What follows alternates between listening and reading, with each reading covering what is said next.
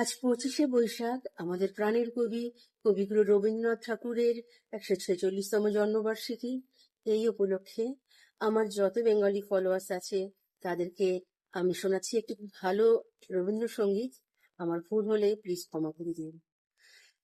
একটুকু ছোঁয়া লাগিয়ে একটুকু কথা শুনি, একটুকু ছোঁয়া লাগিয়ে একটুকু কথা শুনি, তাই দিয়ে মনে মনে রচি মম ফাল্গুনে।